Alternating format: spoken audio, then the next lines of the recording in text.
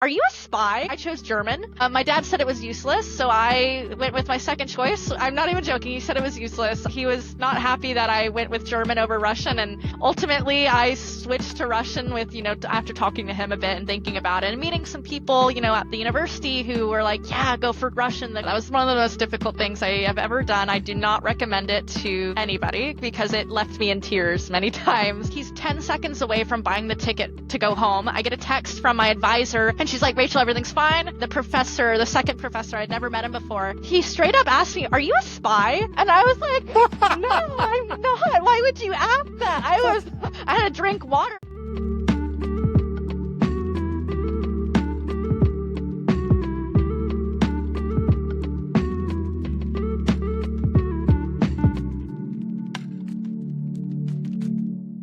Good evening, Rachel. Good evening, Paul. Welcome to the Whereabouts Tales. How are you today? I'm doing well. I actually slept enough last night, so I have a lot of energy. I'm really excited. I've been waiting about, like a month to get on with you. I know you're super busy from what you told me. Yeah. I had a guest who I talked to 2 weeks ago, and I said, okay, the next open spot is on 6th of May. I said, wow, Whoa. that's a month ago. And, I mean, if you want to do it, I'm happy. If you don't want to do it, I'm also happy. What can I do? Um, so, for everyone who's watching, this is a crazy episode. Um, I don't I know. Keep your expectations, tempered for now. keep them low. But if you want to find out how an American end up studying in Moscow, you should watch this. Um, Maybe a bit of a background about you. Originally from the Sunshine State, Yes. Yeah. Good old Florida. good old Florida. I love it, by the way.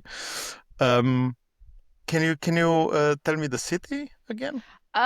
So the closest city to me is Gainesville, Florida, which is where the University of Florida is, but I live in a very small town. I grew up in Melrose and then I moved to Hawthorne. So I've always lived in rural areas, small town America, countryside, farms, lots of forests and so on. That sounds cool because Hmm. considering the fact that Florida is a warm place and Yes. really comfortable, I think having the forest beside you is not so bad. Yeah, no, I would say it definitely has its high points, but you just touched upon the warmth. It gets a bit hot. In fact, it's very hot right now, to the point where, at least for me, I'm I don't know if I can deal with it anymore. I got accustomed to being in the cold where there was snow, and now, I'm back in a spot where it's basically summer the entire year. So I first of all, I envy you for that. Let me be honest, because I Uh-huh. I love I love warm. I love wherever it's hot. I visited Florida last year in Oh, nice. May, Uh-huh. but it was okay. It I'm was okay, most really? probably it was too early, or I don't know, Mm. maybe June, July is getting warmer. I don't know, but it was a comfortable heat. I think because of the Uh-huh. humidity, I'm not used to that, but it was a comfortable heat. I love it. You're the first person I've heard ever describe a humid heat as comfortable. It was so nice. I could Mhm. soak in the sun all day long. Oh, I I can imagine, loved it. yeah. Were you by I assume you were on the beach, by the seaside? No? We did a road trip, a East Coast road trip. Mhm. So my wife and my son, we drove 5,000 kilometers, Oh, wow. Mhm. New York, uh, till down to Miami Beach, Wow. and then back north again. Mhm. Most of the time that we spent was Orlando because we've been Yeah, to the Disney, of to the course. right Disney in Orlando. Thank you. But we also have it. Yeah, we have to be honest. But we also visited Daytona Beach, Mhm. Jacksonville, Kennedy Space Center, Wow, Fort nice. Lauderdale. So a You've lot of the East seen Coast. you've seen more Florida than me, quite frankly, from what it sounds like. You've seen more Russia than me, so I think it's fair. I mean, that's like pretty easy to achieve, especially right now. So, um, Rachel, mhm. tell me a bit about your childhood. You said a small city. Yeah, really small. How was it? Now I appreciate it more, but growing up, I liked being in the forest. Like, okay, you're a kid, you want to go and do stuff, you want to see other kids. I lived in, one stoplight towns where I couldn't see my neighbor from my yard because there were too many trees. And so for me, like, I didn't get to grow up around a lot of kids. I had my sister and brother, but there's only so much you can do with your siblings. You want to go hang out with friends, you want to go do something. And so for me, it was very boring. And I think a lot of people that grew up in that area, as, children and like were living there, a lot of them would probably agree to some extent that it's very boring. And in fact, maybe even too boring at times. Now I can appreciate it more because it's very comfortable, very safe community, very tight knit, despite the fact that you couldn't see each other, from the road. And I grew up in that kind of environment, very rural. Sorry, I can't even speak English anymore. And I grew up with the mentality of I don't ever want to live in a city. I don't want to move to a city. I don't want to do anything with cities. I thought cities were gross, disgusting, loud, dirty. I liked country life because it was so relaxing and serene. Yes, it was boring as a child, but you can appreciate the fact that you can hear, the birds every morning, or you can see the butterflies every day, especially in Florida where it's, warm all the time. That was kind of like, my perspective growing up. And I went to small schools. Everybody knew each other. I went to school with the same people basically from, kindergarten to graduation. Good and bad in the same time. Yeah. You shape good friendships, but Hmm. on the other side, you have always the same perspectives. Yeah. Very true. What Yeah. did Very did homogenous did viewpoints. did you Sorry. did you manage? No worries. Did you manage to travel during this time, or were you the Nope. whole time? I Not at was, all. I think for the first time I traveled out of state would have been when I was 7 to Louisiana to visit my grandfather who had recently suffered from a stroke, or maybe a couple strokes at that point. I was a kid though. I didn't really understand what was going on, but that was the first time I ever left Florida was to go and visit him. The next time I was 10, we went to Washington, D.C. for a field trip with all the safety patrol. So, like, the young students who are making sure nobody runs in the hallways and, follows the rules at school. And then, after that, basically stayed in Florida. I hardly have ever traveled before going to Moscow. So I hardly moved anywhere. I stayed within, the same 100 to 300-mile radius for most of my life. Then my next question is even more justified. How did you end up having It's having Russian as your first degree in university? Yeah, so I got into university. I went to the University of Florida, hence kind of why I brought it up earlier. That's my alma mater. Love that school. Go Gators. I had to choose a foreign language, and originally I was going to major in geology. Spanish? I learned Spanish for 2 years in high school. I liked it, but I didn't love it. And I knew I wanted to learn German and or Russian next. I know, I know. German because my grandmother's German. Russian because it made sense with my degree at the time, which was geology. And, I had the plan to work for an oil company, much like my uncle did, and my grandfather did. They were, my grandfather was a petroleum engineer, and my uncle was one of the top geologists at Chevron. So I was going to go down that path initially, and I had to choose foreign language. So obviously, I chose German. My dad said it was useless, so I went with my second choice. I'm not even joking. He said it was useless. He was not happy that I went with German over Russian, and ultimately I switched to Russian with, after talking to him a bit and thinking about it and meeting some people, at the university who were like, yeah, go for Russian. The faculty is great. The professors are really nice. It's an easy A, even though it's a difficult language. It was like, okay, let's go for it. And I, instantly kind of fell in love with the language. It was different. It was difficult. It was the right type of challenge for me. I like, mental challenges. I'm the type of person who's going to play Sudoku on the airplane for, several hours until I get to my destination.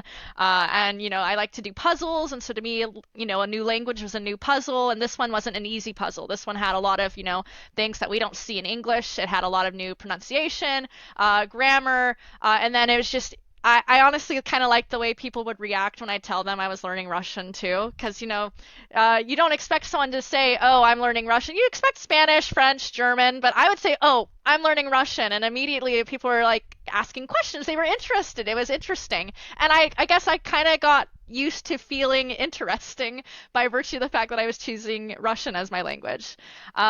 In the end, I fell in love with the language and I switched my major from geology to Russian studies to further my understanding of the language, of the country that is Russia today, and, learn a bit more about the literature, the history, the politics, and the culture and arts.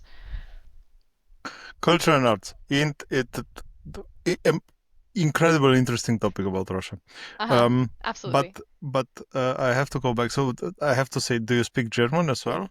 I do actually now. Not as well as I did about a year and a half ago. So we're gonna kind of a jump ahead. It'll be brought up again. But when I did go to Russia and I started studying there, I had to learn another foreign language. And so finally, I was able to learn German because I had been hoping to learn German at that point for about 7 years.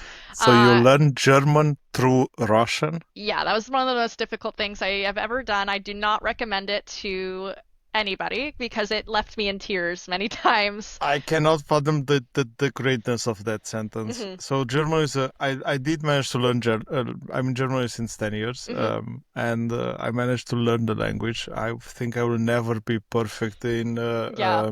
in the grammar. I always use the because it's the easiest one, and Hmm. you put the plural, and that's it. Yeah. But to learn it through Russian,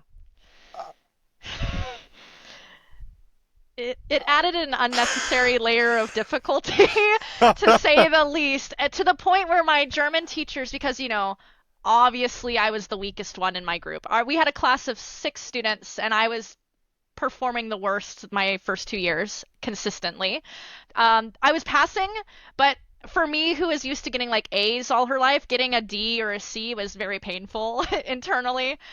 They suggested to start using English for some of the translations I was doing and for looking at English to German websites to help me kind of absorb some of the German because at that point Russian was getting in the way of learning German and German was getting in the way of learning Russian. So they were both like really, it was very, very difficult to say the least. oh my God. Okay. I have a different level of appreciation for you now. Thank you. uh, when have you thought, you know what, Russia? That's where I want to go. Oh boy. Okay. So it starts in 2019. At that point, I'd been hoping to go to Russia to, practice the language because, you learn a language in school, that's one thing. You actually being able to use that language in everyday life situations is a whole other thing. And so did consistently well in my Russian courses. I was performing very, very well. I felt like I understood the language to the extent that I needed to for my classes, but I knew I needed more if I wanted to be fluent. And ultimately, my goal was to become fluent.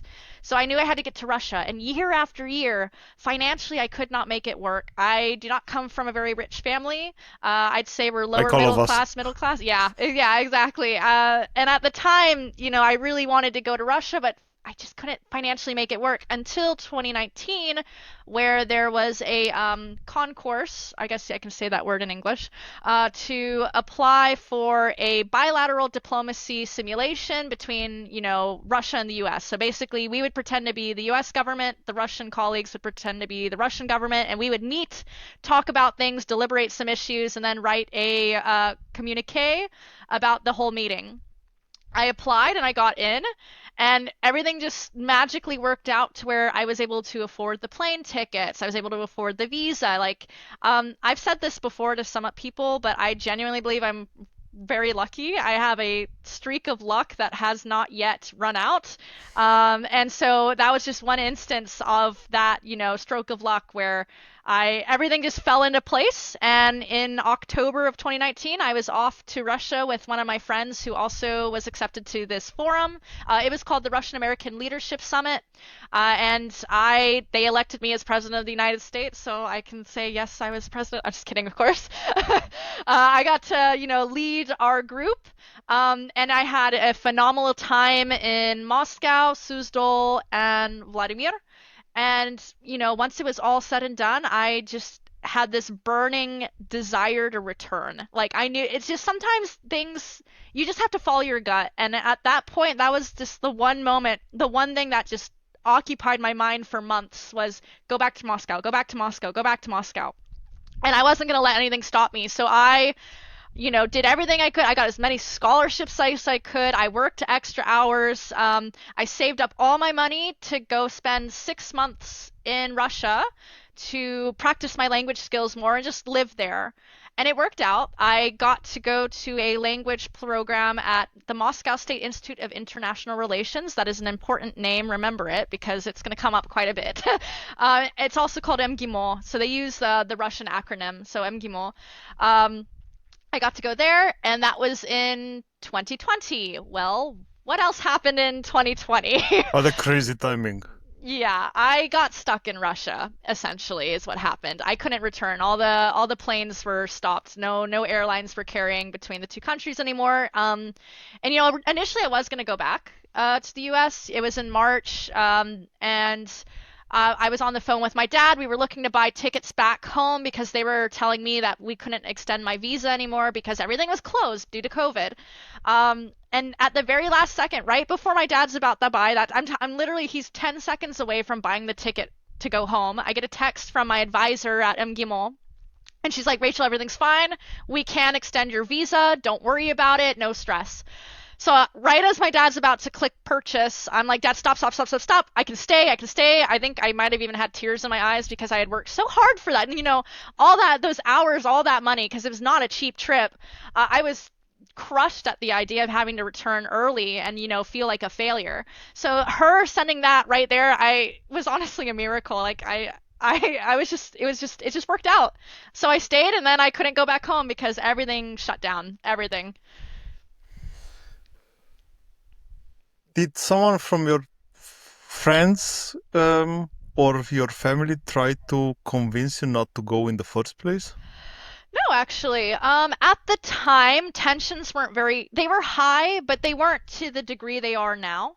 Obviously Crimea was 2014 and, that whole situation was part of the reason why I ended up, wanting to learn Russian because I could see how Russian would be a key language to know. And we'll, of course, look at what's happening today. It's an important language to know, within the context of diplomacy and the government and so on, and national security. So I think I made the right choice. At the time, it was fine, and everyone was actually very much for me going to Russia. My dad was my biggest supporter, which really surprised me. And I even, spitballed the idea with him about studying in Russia, learning law there, and he was surprisingly very receptive to that idea. And he was like, you know what? That makes sense. Go ahead and do it. And I was just like, whoa, that was unexpected for me. But he's been my biggest supporter. So surprisingly, no one told me don't go. No one tried to convince me that was a bad idea. Everyone was really supportive in my circle. What were your fears before you went? I think I was afraid of being, I want to say stuck there, but something just going horrifically wrong, either financially I couldn't pay for something or, and it's funny that I bring this up because when I went to get my visa renewed or my passport renewed in Norway, the woman handed me a pamphlet about it, but sex trafficking is a real concern, unfortunately. It's unlikely to happen, but I think initially when I left, that was something that was on my mind, but I was like, no, I'm not stupid. I'm not to say that someone that falls victim to that is stupid. I'm careful. I'm very cautious. Any risk I take is very calculated. I'll be fine. So I don't think there were really many fears at all. It was a lot of excitement, and nothing really too negative that entered my mind. Anything that was negative was fleeting. It went away pretty quickly. Would you think it was a bit of being too excited and not thinking about the bad things that could happen? Maybe. I mean, again, at the time, there wasn't really anything especially dangerous about going to Russia. For sure. And, even then, there were whispers about, the COVID and, China, but it wasn't a global pandemic at that time. So that wasn't really a concern for me. I mean, it crossed my mind for sure. And, when I got to Moscow, they were taking those concerns very seriously already. But it wasn't something that really like bothered me. I don't know if it was the excitement that got it or just me, being arrogant and thinking, oh, everything's going to be fine. Like I'm smart. I know what I'm doing. I'm very careful. I have decent enough street smarts. Like nothing's going to, go wrong. And so I don't know if it's just the stubbornness and arrogance or, me just being too excited or some Mm. combination of the two. I don't know time-wise exactly when, but you wrote on Reddit, Moscow is a monster of a city, but incredibly beautiful. No, it Hmm. was not on Reddit. It was in one of the podcasts that you've been in. Uh-huh. And you also said, "Watch me barely survive the Russian wilderness." That's on Instagram. Uh-huh. Um, what was how were the first days in Moscow? It was a little disappointing, and I don't mean that in like a really bad way. I came in February, right? I was there in February. I was Hmm. expecting snow. I was really ready for the Russian winter. I had my coat, my scarf, my mittens. I had everything ready. And I get there and there's no snow. And I was like, well, what the heck is this? If I've been lied to my entire life about Russia, where's the snow? And I was disappointed by that. Other than that, it was like adjusting to, the time zone change. I'd never really had to do that before. And then like I was lucky at MGIMO, they had a program where they paired us with Russian students that would help us get settled in and get to Hmm. us to know the other foreign students and meet some other Russian students at MGIMO.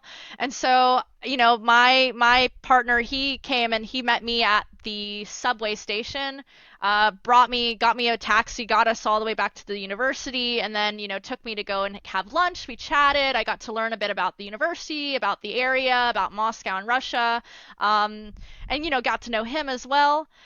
So things were pretty calm, I would say, initially. Like, there was excitement, there's the disappointment, and then mostly just like calmness, a stillness almost. Except the snow, what Uh-huh. was the thing that surprised you the most? Mm. I will say, and this kind of goes to the first time I ever was in Russia, it's the most silly thing I think to be surprised by or interested in. But again, I came from a small town, right? There's nothing really interesting that goes on down there. It's nice. Don't get me wrong, but it's a bit, it's stagnant maybe, or very stable even. That's a bit more positive, neutral term. It's very stable.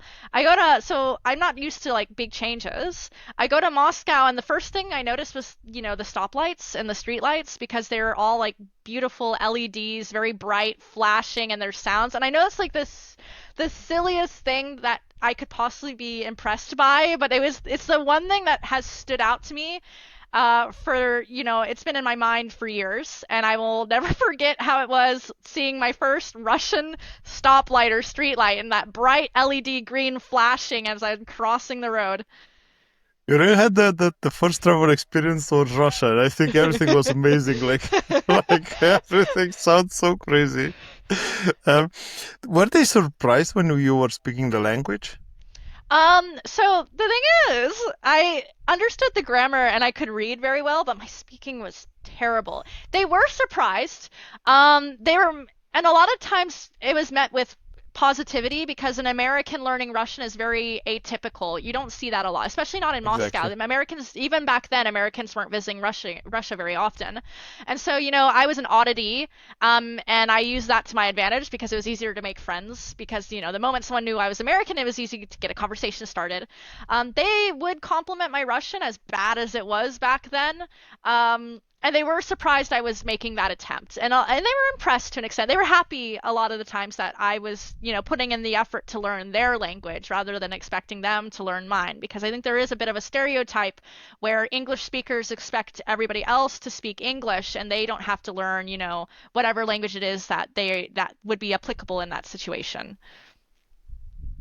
I always say that as an English speaker, you have a huge advantage all around the world. Yes. Mhm. Like you can almost ever find someone that can understand you and then give you Mhm. directions Yep. and help you with something. Mhm. What was your first? I'm saying this from an expert perspective, but what was your first small win language wise? in the city? Oh, that's tough. I think probably probably ordering food at a restaurant the first time. 'Cause I got so stressed trying to speak Russian. I like to think that I'm a good speaker when I speak English. Like I like public speaking, I like giving speeches, I like talking to people if you can't already tell. So when I have to do that in a foreign when I have to do that in a foreign language and I don't have that same level of proficiency, I was intimidated. I was shy and I wasn't used to that. And so even like ordering food somewhere was very difficult for me. Um, at first, just because I was in my head too much. So when I was able to first go up, and I remember going to this burger place with another American girl, she brought me there to try it out. And I was able to successfully order and they understood me and they didn't have to keep asking like, huh, what? That was a big win for me and it helped boost my confidence because I really needed that boost. You feel that you are, I don't want to make it, I don't, I hope it doesn't sound offensive, but you have the feeling that you have a level of disability. Hmm. When you try to speak a Yeah. new language, because you are funny, you are able to say things, you are able Hmm. to make jokes, you are able to entertain a conversation, and then you have that barrier, which is a Yeah. new language, which is Hmm. destroying your mind. Yes. Yeah. And this is something, and I was saying this quite often. There are a lot of things which only an expert can understand, because if you are like you studying abroad, because if you go on holiday, come on, Hmm. that's the demo version. Everybody's trying Yeah. to speak your language, and that's Hmm. it. Um, I do remember also my first order in a restaurant. That's Yeah. that's something that we'll never forget. Yeah. I think Um, everyone goes through that at some but point. Rachel, you mentioned American food. I have to go and dig into that Uh-huh. topic. Okay. Why not Russian food?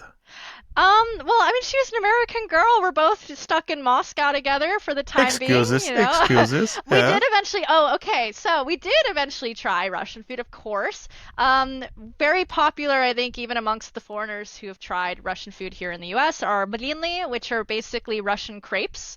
And there is a holiday called Maslenitsa. It coincides with Fat Tuesday and Ash Wednesday and all of that. Uh-huh. It's basically the same time frame. And Maslenitsa, you get to celebrate by eating Russian crepes. So, one of the first things I did in Moscow, because I arrived in February, was go with a bunch of other foreign students, on an excursion where we, at the end, got to try real, authentic Russian blini. And we got to see, another, thing they do during this festival is they burn a giant straw doll. So we're eating blini while they're burning the doll. It's very cold, it's muddy, and honestly, the weather was terrible that day. But the food made it all worth it. So you do, though, enjoy also the Russian food. Some of it, not all of it. There's something called holodets. My best friend in Russia loves it. Masha absolutely adores it. It's basically like meat jelly or jello. It smells like tuna to me, but the texture I can't eat it. It disgusts me. I will never try it. I refuse to try it. I look at it. It doesn't look like food. They can eat it all they want. I will not try it. I refuse. Yeah, yeah, we have Uh, coming from Eastern Europe. I kind of know what you mean. We looking from the Western perspective to the food on the food is kind of interesting. yeah. I think it's poor created the kind of foods are creating out of lack of things, Hmm. and they created recipes with whatever they Yeah. had around the house, and Hmm. that's why you have there, and that's why we eat the complete things from the pig, we eat the complete Hmm. things from Yeah. every animal. Lots of mayonnaise over there, by the way. They really like mayonnaise in their food. And it's good. They have Homemade, not homemade. I didn't try homemade. I didn't know anyone who made their own mayonnaise, so I would like to do it myself. But like I remember like the mayonnaise section in the grocery store, and there's all these different kinds. And like here, of course, in the U.S. we have Hellman's, and so I'm like, and their mayonnaise tastes good. Our mayonnaise is gross. I don't. They have good mayonnaise over there. Do you know the Russian salad? Well, there are several, so I might know it. The one in which you have chopped down vegetables which are Uh-huh. boiled before, and then you have maybe some chicken, meat or something, It's like ham. What is it and called? It's then not and then vinaigrette. mayo, It's and then a lot Olivier. of It's mayo. Olivier. I Yeah. can't spell Olivier. Yes, I do Olivier. know. I like it. I like it. But Yeah. it's crazy because the same food has different names in different countries. So Yeah. in Italy it's called salata russa. That Mhm. that means it's actually Russian Fruit salad. salad. Uh-huh. In Romania it's called Oriental salad. Hmm. Makes no sense. Yeah.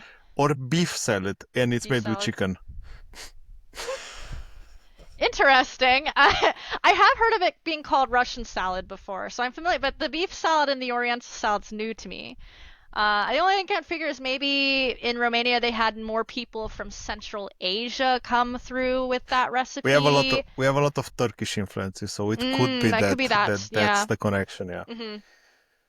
Um, Rachel, at the end of your studies in Russia, Hmm. you wrote your thesis in Russian. That means you have made a lot of progresses with the language. So I actually But hate to disappoint you. My thesis was allowed to be written in English. All the other term papers before that were in Russian. you wrote that on Reddit. You In wrote Russian? that, yes. You said I wrote In my entire thesis in Russian. I might have meant the not my thesis, but the papers before. Did I really do that? Yes. Uh-oh, I lied. You I caught me love in a it. lie then. I love your No honesty. way. I can't believe I I love did your that. honesty. Really? Because Um, I lied there? I don't care. I just I do. no. The people when people are admitting the fact that they've done a mistake or a small uh, lie, that's the hey, sign at of least I admitted it. I exactly. was allowed to. I did all my exams in Russian though. Every single exam was in Russian. But That, you also wrote a lot of sweat, tears, and Google Translate. Um, yeah, that but was with the German. how was the first lecture? Intimidating. For one, there's COVID, so everything was online for my first lecture. So Oh, that was unfortunate. And that was a big barrier to any progress I made with the Russian language because I couldn't interact with anybody online. I just sat there and I listened to the best of my ability. I took whatever notes I could. And it was okay, but I definitely could start to. I already knew that I had major gaps in my knowledge of the language when it came to listening and speaking, but that solidified the fact that I needed to practice more, for sure. but missing the in-person factor, it's a really important one when trying to speak a new language because you're missing the social breaks, you're missing the interaction with your colleagues, and I think that's a big Yeah, yeah, downside. that really hurt. That's a big downside of it. Hmm. How did you manage to stay motivated? Were you alone in your apartment? No, I was at the very beginning of my first year, I was living with one friend and then I can't even think in English. And then I transferred to another apartment with that same friend and two other friends. So I was living with a Russian, an American, and then a guy who had three citizenships, later would become my boyfriend. He was Russian, Australian, and British.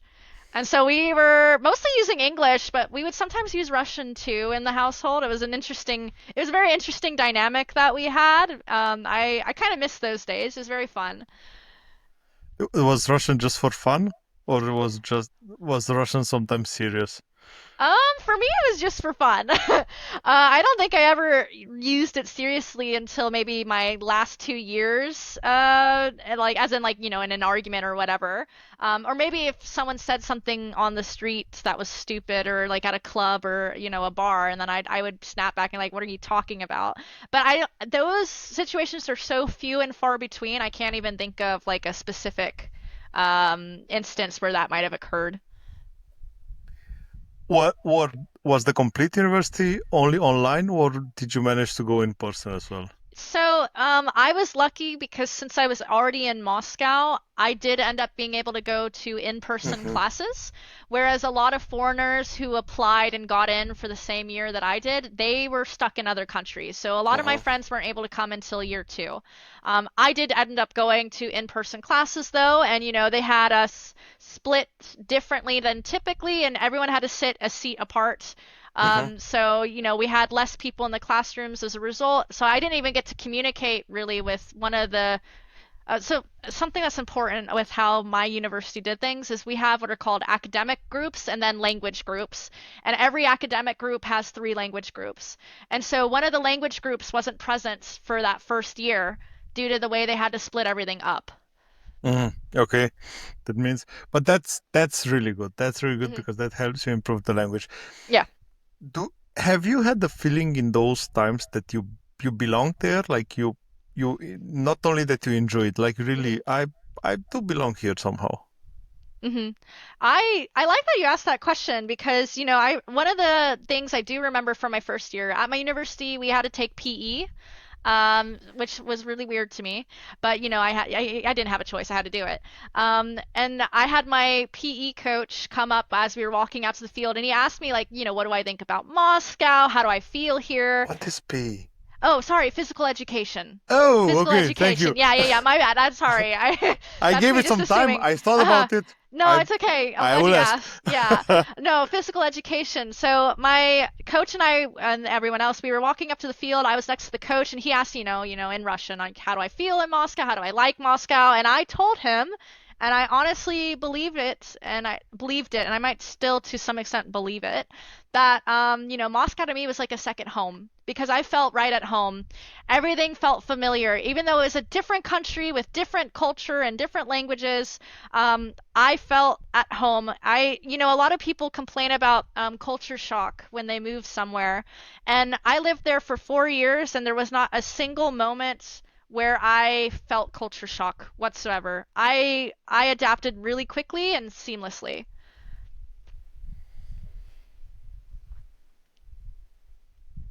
You learn the language being there, and I think that helped a lot. Yeah.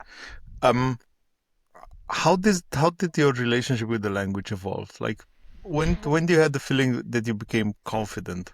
I would say I probably never have really become confident. I will say the last Yeah. year that I was there, it was when I started to feel comfortable, very comfortable.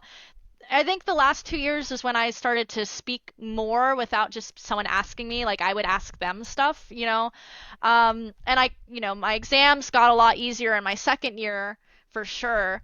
But it wasn't really, honestly, it wasn't until I left and then came back one last time this past November where I felt confident because I was at a forum, um, for youth specialists in international relations. So just an FYI, my degree was in public international law specific. Well, okay, it was jurisprudence, so legal theory, legal studies, but my focus is on public international law. Um, and so I go to this forum as someone who's coming in as a youth specialist in public international law. And I was able to talk to, all the Russian speakers that they brought in Russian. And that was something that when I was able to do that and I was able to converse with the other attendees in Russian, that's when I finally felt confident. Like I'm doing this in a very specialized kind of group where we're using very specialized language and I'm understanding it all and I'm able to communicate with them. That's the definition of being confident. You just have to admit it. Yeah, that's a good point. Uh, what part of you changed because of speaking a new language, Rachel? Um, so even though I wasn't confident speaking Russian, my confidence just overall did just like go through the roof. I became very extroverted. I was talking to people all the time. I was hanging out with people as often as I could to the point where in my last year I had to schedule social events 2 weeks in advance because I was usually booked, every week from, morning to night, from, waking up to going to bed. I had something to do, either work, school, or, hanging out with people or working out. Um, and so I definitely feel how much more forthcoming I am in conversation. I like to talk to people. I didn't always like to talk to people. I used to kind of keep to myself, but now I seek out conversation. I love hanging out with my friends. I like to meet new people and I like to learn about them and their backgrounds. Yeah, exactly. See that this is why, the whole reason why I was wanting to do this is I just want to talk to people. I want to learn about them. I want them to, maybe learn something from me and we just keep it going. Do you feel you have a different version of Rachel when you speak the language, or do you think that you change completely in every language because of being Hmm. there? I think with Russian specifically, I do feel a little different, and that's again because I can tell I'm shyer. German, I didn't feel that way, surprisingly enough, even though that's my third language and it's much weaker than my Russian ever has been. Um, but with Russian, I definitely think I'm much more shy. And I think that's just a holdover from, not wanting to make any language mistakes and not having the opportunities really when I was living in the US to speak the language. Whereas, in Moscow, yes, I was in Moscow. There's not a lot of German speakers there, but I was speaking German every day in my German classes with my group mates and with my Hmm. professors. Hmm. So I feel that shyness in Russian. I don't feel it in German, and I certainly don't have that in English. Okay, that's it helps a lot. It helps a Hmm. lot to show confidence. It's fake it until you make it. Yeah. Uh, Hmm. I learned that on my own as well. Um, you started, based on my calculation, you started university somewhere in 2020. Yeah. Am I Fall of correct? 2020. Correct. Fall of 2020. That means by the time the war started, Hmm. you were somewhere around finishing your second year. Yes, you are correct. If it isn't already obvious, I finished the first bachelor's degree, got to Moscow, got stuck there, Hmm. decided to apply for a second bachelor's degree, which is the one in jurisprudence. And yeah, it was midway through my second year. And I remember, oh my goodness, I remember waking up one morning. We had a group chat for all the Americans at my university. We called it the American Association. So the fun thing, the thing I really liked about I Russia is like they, it. I like they, this. I like this. Sorry for interrupting you, they're Rachel, but fine. I love this community thing. Like Yes. you are over qualifying every community. I Uh-huh. think because of the topic that you are studying, because this association of Yes. The Yeah, American yeah, yeah, Association, yeah. I find the naming really interesting. Yeah, well, I mean, we had we're an international relations university, so it only is to be expected that you're going to have groups for all the nationalities that come there, and there were many. So we had, the Slovenian Association, the American Association. That someone tried to start an Australian one. There was an Indian one. We had them for everyone basically. And I remember waking up and looking at the group chat and I see several, I mean, maybe not just several, many unread messages about, oh my God, there are bombs right now in Ukraine going off. And I was in shock. And I remember walking out, I think I was still living at the apartment, and I was like, what is going on? And I was talking to my friend Aiden. And he had just graduated from MGIMO. He was still in that group chat. And he's like, yeah, Rachel, I don't know what's going on. And so I have to then go and call my dad. I'm like, Dad, um, have you seen the news? And of course he hasn't, he's asleep. And I'm like, well, what do we do? And he's like, let's just see what happens. Right now you're safe in Moscow. Let's just see how things develop, and if we need to pull you out, we'll pull you out as soon as possible, but for now, relax. You in Moscow are okay. And I was like, all right. And that's exactly what I did. But of course, the atmosphere at my classes that day was very strange. The men, all the young men in my group, they're all between the age of like 18 and 22. They're all stressed because they're like, well, it looks like a war has begun, and we're all at the age where we can be drafted. And I remember some of them joking like, "Oh, we're just gonna run to Siberia and hide in the woods, and they're never gonna find us, and we're just gonna wait there until the war ends." And of course, they're joking, but they're not joking at the same time. It was just a very strange atmosphere. A lot of people tried to avoid talking about it. The people that did were either kind of half-heartedly joking about it, or showing some concern. But my university is connected to the Ministry of Foreign Affairs in Russia. And so a lot of the professors do have to be careful with what they say. Yeah, we have had people fired because they invite the wrong person to speak at the university, or they say the wrong thing about the government. Even before the war started. Um, Probably. I think I can't say for certainty because I haven't looked into the history, but certainly after the war, yeah. There was one guy who he was the vice dean of the College of International Journalism, or the School of International Journalism, and they fired him because he invited I believe a comedian that I don't know if he was considered to be a foreign agent at the time or what. I just know that they fired him because he invited this guy that the regime currently in charge of Russia was not in agreement with, the things that this guy was talking about. So I do believe it happened before the war as well. Um, but I haven't done my diligence. I haven't researched it, so I can't say with the Mhm. utmost certainty that it has occurred. Um, so much to grasp now because you said a lot of things Yeah. which are extremely interesting. So first of all, I have to say I appreciate from a father's perspective. I have to say I appreciate a lot the calm that your father had because Hmm. that Yes. really helped you. Yes, it did. But what was the opinion? W- Did someone discuss about this Hmm. during the classes in the first day, or nobody said anything about it?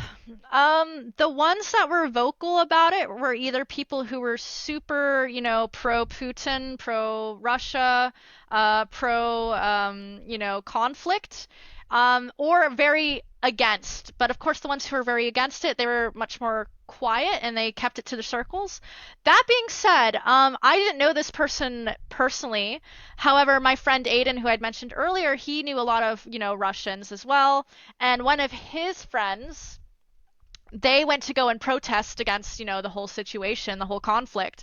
And I remember us sitting at the apartment, and Aiden's like, "Look, they got him. The police have him right now in a car. They're taking him to jail, and he's in a van, a police van with several other protesters who have been, detained, and they're all singing. They're singing, and I for what has occurred and the history Russia has and what's going on right now, I have so much respect for these young people who did go out and protest because a lot of people are like, well, why doesn't anyone do anything? It's like you don't realize what you're fighting over there. It's like they're going to crack down on it. They're not if it's against the law and they don't have any tolerance for it and they're going to crack down. And so the fact that these young people went to go and protest something so early on, uh major respect to them.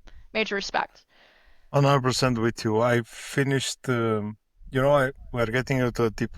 It was clear that we go into this deep, serious topics, but I finished since not a long time ago to read the book of Alexei Navalny.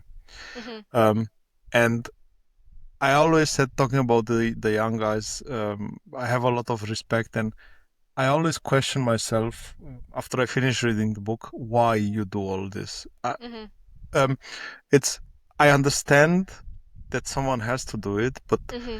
I think you need a level of craziness Yeah.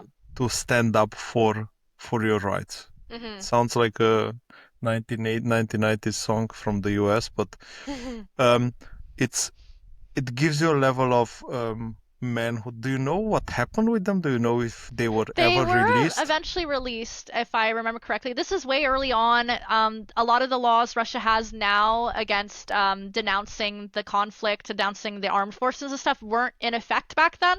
So, people who get arrested nowadays, they didn't have the same charges as this friend of a friend did. So he was released. I think he probably was just, I believe he was just fined for it, probably due to some, not public indecency, but, participating in a protest without, prior authorization. Because to protest in Russia, you do need it to be authorized by the administration of, the city or the region.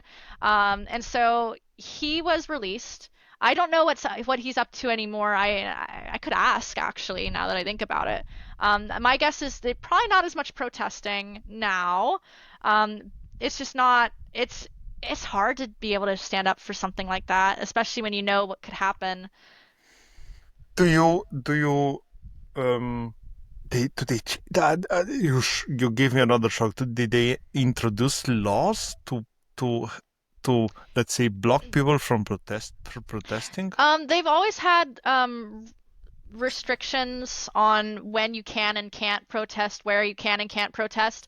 The laws that I'm talking about that were introduced were specifically laws about what you can do and say on social media, with respect to the armed forces, Mm. and even just in day-to-day life, what you can do and say about, the conflict. You can't denounce it.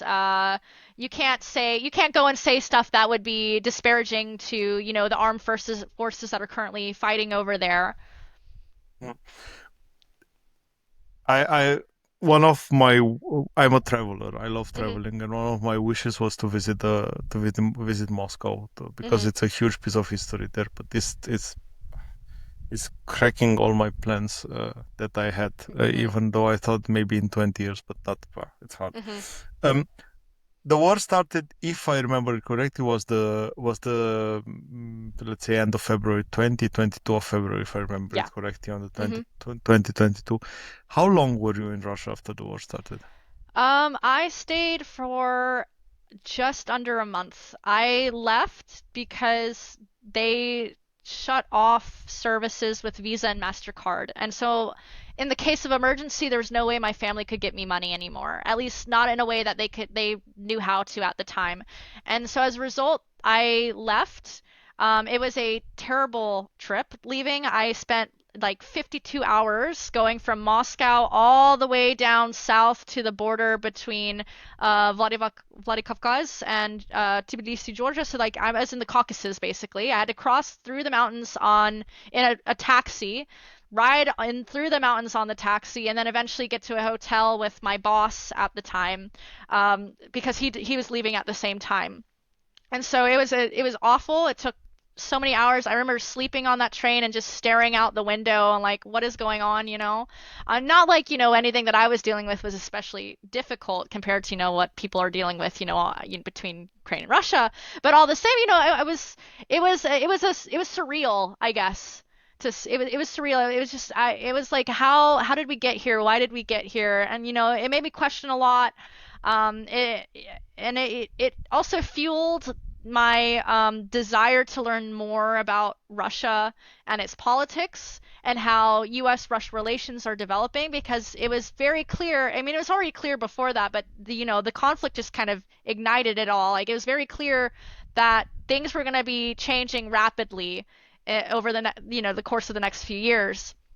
And of course, then the sanctions came, and further pushes into Ukrainian territory, and the push and pull. It's been insane seeing it, both while in Russia and outside of Russia, and just seeing like what is going on.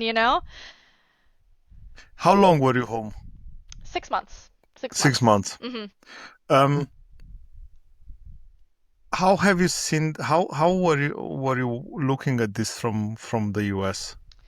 I was looking at it from probably a unique perspective. I do have, and I have to be careful because I know how heated things are right now, and I'm not saying that Ukraine deserves what's happening to it right now. Don't take me the wrong way, please. But I do have friends that live in Crimea, which is of course the area that was annexed in 2014. And then I did end up meeting someone from the Donbas region just this past November. And it's difficult because these friends of mine that I've met, they like being a part of Russia. And I know that, that's difficult to kind of imagine. But these are people, they're young people. So I wouldn't say they're too heavily influenced by, the values that their parents grew up with. I mean, they're going to be influenced by it, of course, but they come with a fresher perspective with respect to, U.S.-Russia relations and Russia's place within the global hierarchy and, global society. And they were for being a part of Russia. Of course, these are people that are also Russian speaking and ethnically Russian. So they come through it with that perspective. And so, like, knowing that, it's been difficult for me to, be over here and hear a lot of the remarks people say about, Russians in general, just because I know Russians who are in the middle of this conflict because, they are part of the regions that have been annexed, and they're for it. But of course, when I look at things through my international legal perspective, all I can see is like this is not done legally whatsoever. this is it's been rough because I have to look. I try to be logical about these things and rational, and when I look at things logically and rationally, then Russia's in the wrong. But when I look at things through a more multifaceted perspective, and I look at how my friends have reacted, things become a lot more gray than black and white. I think is essentially what I'm getting to. There is no reason that can justify this. Mhm.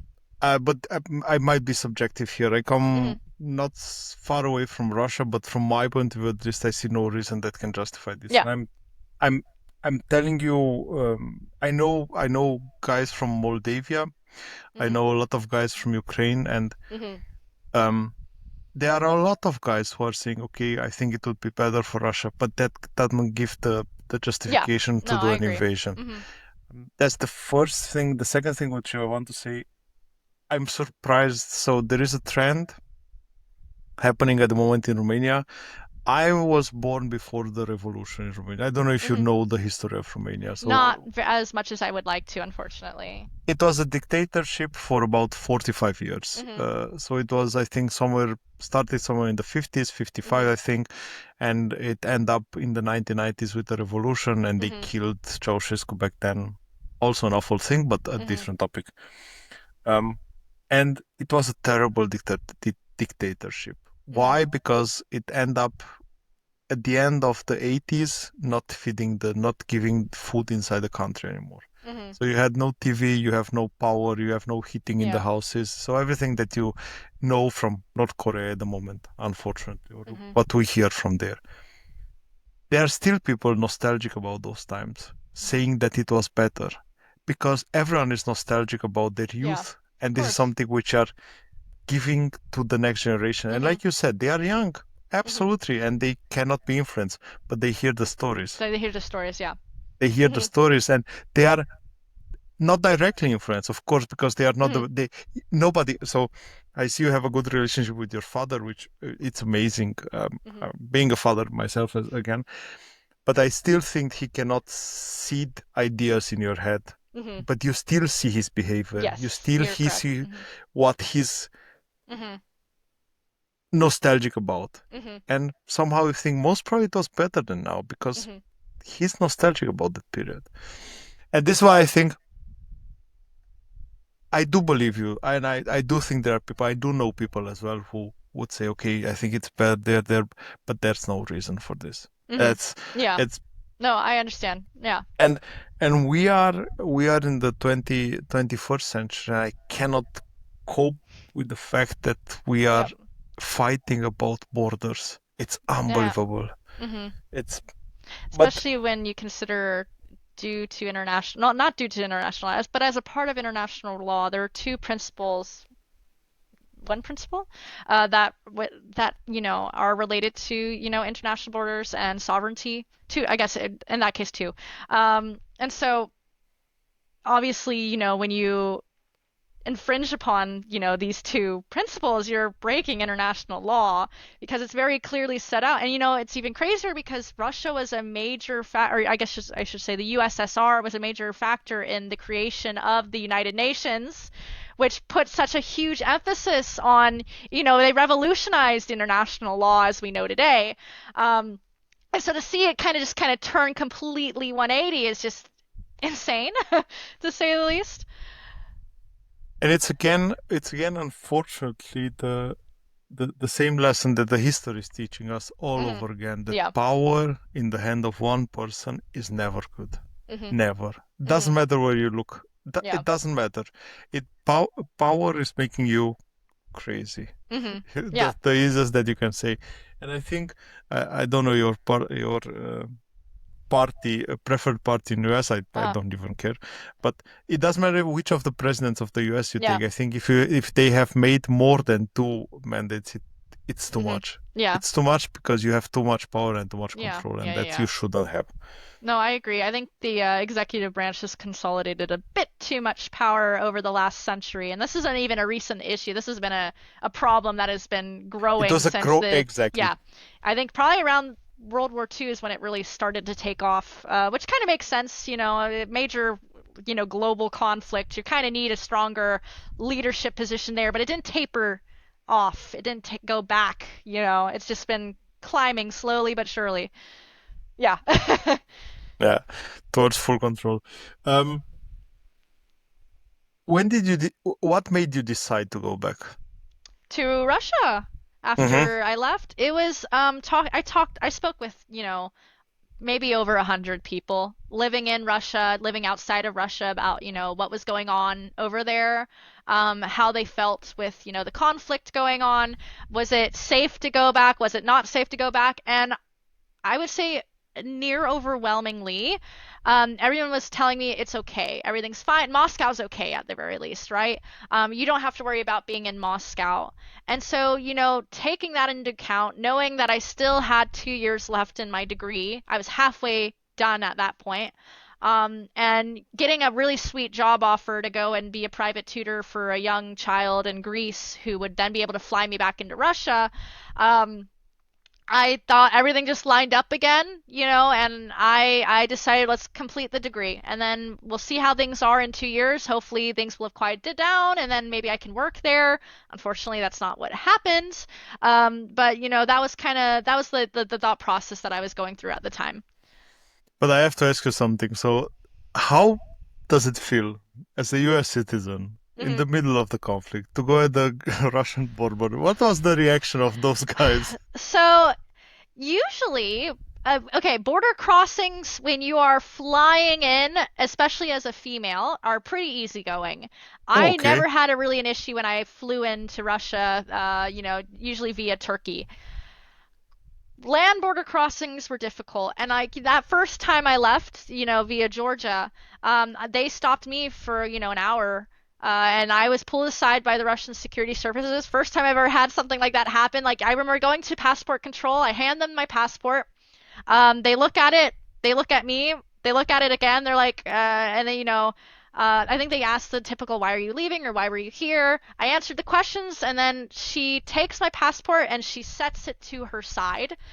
And then instantly my heart drops because I know they're gonna pull me aside. And I mentally prepared for it. I deleted stuff off my phone just in case, even though I didn't really have anything that was incriminating. One of my friends who had just left, Aiden again, he left about a week before me, and they went through his phone. So I was not gonna leave any potential risks on there. I wiped anything off that could have been, a bit like iffy, and they pulled me aside. I sat in a waiting room for a couple minutes, and then an officer comes walking down the stairs and says my name. I look up, and he's like, "Come on, we're gonna go up." He smiled at least. He was very nice, and I was very lucky because we go up there. I'm answering his questions, and then he asks, like, "Why are you in Russia?" I'm like, "I'm a student. I go to MGIMO," and he's like, "Oh, so you know Torkanov?" And I'm like, my rector? And he's like, yeah, I used to go to MGIMO too. And then I dropped out to join the FSB, which is their, security services, their FBI, CIA. So when he said that, I relaxed because I'm like, okay, we have a connection.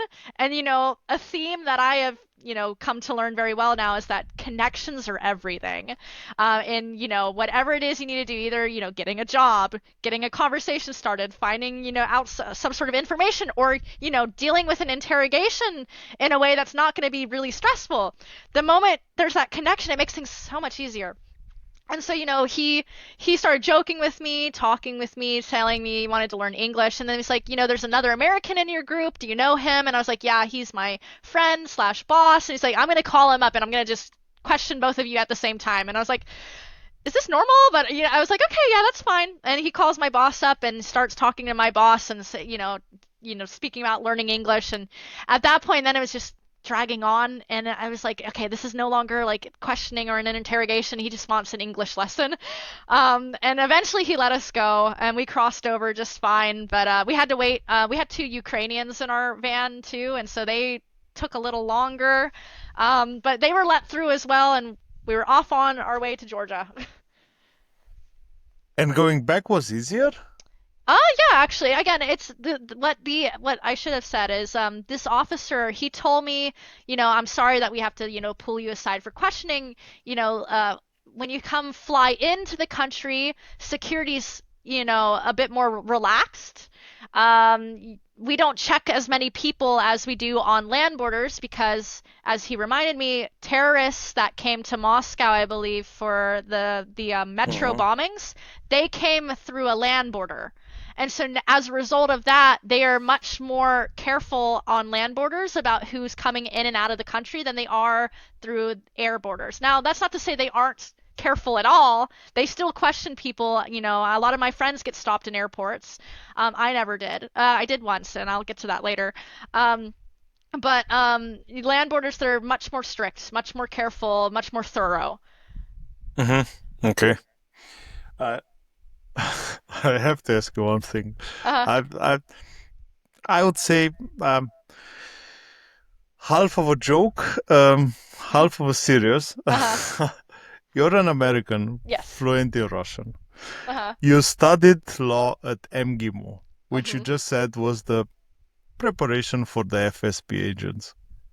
To an You extent. stuck around during a war. Did someone asked you if you're a Russian asset? My friends joke about it a lot. They joke about it a lot. I am not, to be clear. I've You would say had, that. You would say that for I would. sure. I will say I even had an exam where our exams were all oral exams, and so you have two professors sitting in front of you asking you questions. And at one of these exams, you know, the second professor, I'd never met him before, he straight up asked me, "Are you a spy?" And I was like, no, I'm not. Why would you ask that? I had to drink water. It stressed me out. I'm like, why would you ask that?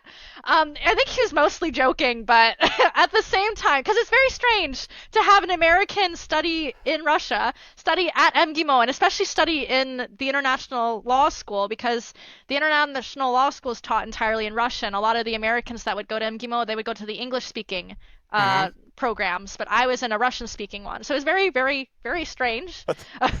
Imagine what would have happened if you said, "Yeah." Oh, you know what?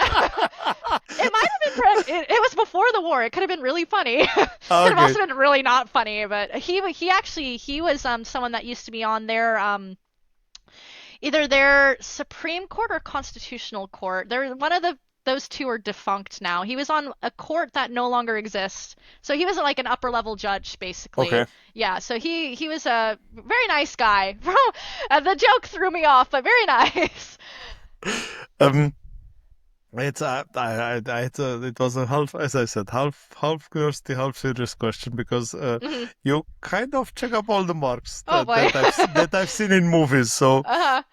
I am not. I don't think if I were a Russian asset, would I be doing this? no, for cover, we have all seen the Americans. So, um, do you know the series? No, I don't watch a lot of TV or movies, so So you should I watch probably know the nothing. Yeah, Americans. The the Americans. Americans. Okay, I'll keep Yeah. it in mind.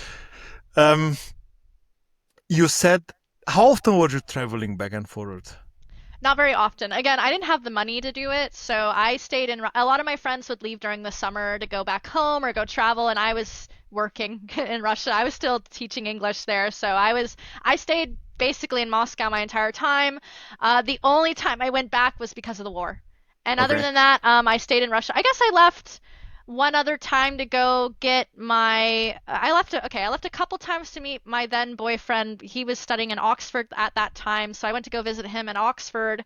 And then I had to go to Norway to renew my passport.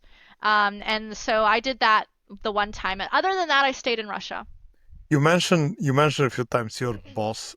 Mhm. What were you working? I was an English teacher. So English was a second language teacher. So ESL. I would either work, you know, as a one-on-one tutor, I'd work with small groups, or I'd go to usually elementary schools and teach small classes there. I Mm-hmm. also did stuff as like a camp counselor at English camps, and that was really fun too. And it paid decently well, so I got to travel a little bit in Russia, go somewhere a little more wilderness-like, something that reminded me back, like you know, home of the forest and all the lakes. And yeah, You are the third guest that I had who's an ESL teacher. yeah, it's a pretty common a vocation when you're abroad. It's quite easy because Hmm. you are using your native language. Yeah. It's not How the was it? only thing I did there, though, actually. I did translating as well, which I'm sure is also pretty common. And then I had a very short stint as a reporter, and opinion article writer right before the war began.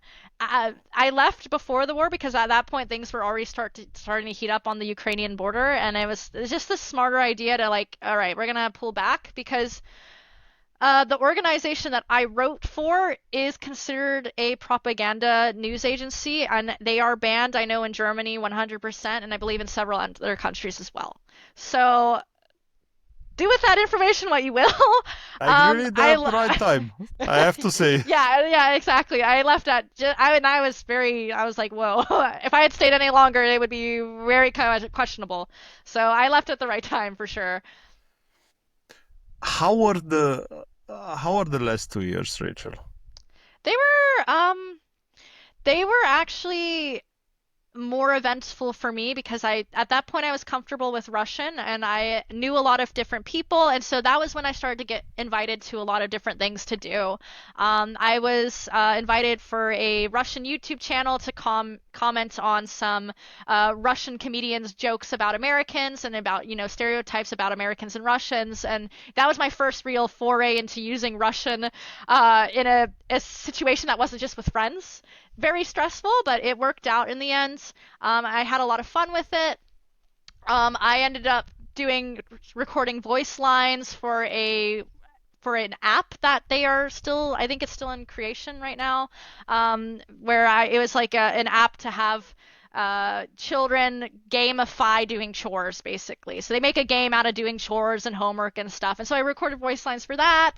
I ended up getting invited to go be on Red Square for the Russian May 9th Victory Parade, which is a pretty big deal Hmm. because not many people are invited to that, and certainly not many Americans. So I'm pretty sure I was the only American in the crowd at that year, and I doubt many Americans have ever sat there before.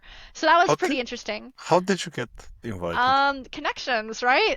There was a friend of mine. Her name's Olivia. She's from Sweden. She knew a vice rector, not a vice rector, sorry. He was in the rectorate. So he was like a maybe kind of like an administration sort of, who was hoping to have foreigners be invited to the parade again for my university. So we would go and represent the university as foreign students, specialists in international relations, and represent our own countries, out in the stands. And so because I knew her and he knew him, she asked me if I wanted to go, and she put me on the list, and he took that list, I believe. I want to say he even went to the Kremlin for it. I don't know where he went exactly, but he was able to pull some strings because he knew some people in the Russian administration, and they gave us all our invitations, and I got to go. Every Again, uh, luck. every argumentation that you do, we go back to the asset question. I'm not. I promise. um, Just a very lucky girl at the right place at the mhm. right time who meets the Um, right people. I promise. Rachel, how did Russia change? It's harder to say from my perspective because, as a foreigner who is basically a tourist for 4 years, I don't get to see all the inner workings. I don't get to grow up with, all of the strife that they might have grown up with. I don't get to see the development, alongside, my memories of the country. And so for me, not a lot changed except for the fact that there were new laws set in place. I got to see how my friends who were part of the LGBT community reacted to some changes within the laws there, and it was fairly negative, to say the least. Um, I got to see the sanctions. I remember, talking to my friends as they were all trying to get dollars from the banks before the Russian government says no more dollars are allowed to be withdrawn, which did happen. There was a scramble by everybody doing that, trying to just buy dollars, buy dollars, buy dollars, so much so that the government had to stop it because everyone was selling their rubles to get euros and dollars. So that there was that. I saw how quickly Russia had to adapt due to sanctions, and they adapted very quickly, um, astoundingly quickly. Like I hate to say it, I was impressed because even the small things like, Apple Pay was no longer available. A small thing, of course, but, they quickly changed the way in which they would scan QR codes at, at the register, or you'd just scan your phone still with a different app. And then they had their own type of card come out, so they don't use Visa or MasterCard anymore. They now have Mir, which I think it's only accepted in Russia and maybe Kazakhstan, maybe China too. But North Korea, all the good places. yeah, they had to adapt very, very quickly, and they did it very, very quickly. And I was surprised and somewhat impressed by that. I have to make a small rant because I just Uh-huh. remembered. If you are ever in Germany, Okay. there is an amusement park which is called Europa Park, so Europe Okay. Park, and it has pieces of though every area of the park is has the name of a country in Europe, Mhm. and the Russia area still exists, and there is a roller coaster which is called Mir. So Mir can mean two things. It either means world or peace. But is I the International Space was the name of the Russian name for the International Space Station? Mir. Oh yeah, I guess it is too because International Space Station, International Международный. Are you sure it's Mir? Yeah, Maybe. Okay. Well, I'm just I mean, they googling probably named because you it made me curious. after. They might have just named it after peace, probably, or world, because that's what the Russian word means. I thought MKS is the acronym for ISS. I know that. If that's what they named it, I did not know. I just know it's Международный космический стацион or statia, probably станция. Oh my goodness, I can't I, speak. it was I'm pretty sure it was Mir. Международный космический. Mir, no? Yes, exactly. Mir? Huh. MNP. So the Latin language, the Latin MNP. letters. Yeah, Really? yeah. So it's I Mir, didn't know that. the Mir russische Frieden oder Welt. So basically what you Uh-huh. said. Yeah, yeah, yeah, yeah. Yeah, I was googling it, Uh-huh. and I'm in Germany, so I get the Yeah, German you get the Google. German. I got you. No Yeah, worries. I understood what you said anyway. I knew My it. That's German's why not that bad, but that's why I say it because I knew you'd understand. yeah. Uh, but Mir was the name of the International Space Station. Hmm. Oh, that did they adapt? I think it's quite interesting Hmm. because usually um they were not that fast in adapting before that, and I think that was a Hmm. sign that they needed to, and when they needed to, that Hmm. that that that they had to. What I Hmm. think was clear, it was that it was prepared up front, or nah, not the solutions for sure, but they knew they would have issues, so they knew they Hmm. had to adapt something, and I I wouldn't be think surprised, yeah, at exactly. all. But did the mood change in the university? Or you are only through international students and you haven't seen Well, anything? I know initially, yeah, the mood did change, especially for my university, because my university's main thing is preparing young diplomats to work for the Russian foreign ministry. It's a diplomat, and not just the Russian foreign ministry, for the foreign ministries of many countries in Asia and I didn't Eastern say Europe. anything. I haven't said Yeah, anything. in Africa as well. So we're an international relations diplomatic university. I know, I get it. Trust me, you're not the first person to point this out. Um, but so a lot of people had a lot of doom and gloom about their future job prospects because Mhm, they could see how this would negatively impact Russian diplomacy for mhm, years to come, and they were correct. However, although Russia's kind of really stagnated or, worsened their relations with European countries in the West, they're really drilling into working with Latin America, Africa, and Asia. And so a lot of these students who were at first, very upset by everything, adapted to the situation where, like, okay, well, rather than focusing on the West, maybe I need to start focusing on the East instead. And I think it's even more interesting because they are even further away from the house. They see different from the home. They see Hmm. different perspectives. I think at the end, it's cool. You mentioned a lot the international community from the Hmm. university, which I think makes Yeah. sense because you are at the international community. It's easier to bond. Yeah. But have you managed to make Russian friends in the Yes. time spending there? I have I now have to say I have an American best friend and a Russian best friend. And my Russian best friend, her name is Maria or Masha. I met her a couple years ago and we just hit it off. She's a very down to earth girl and she's not the only Russian I befriended. I've had several Russian friends that I got really close with. One of my former roommate, Daniil, for example, another girl by the name of Risha, who I got to know through Aiden and Daniil and several others as well. And my classmates were great too. I have another Masha that I befriended, which, by the way, they all seem to have the same name. Like you're gonna have like Masha, Dasha, Sasha, Pasha.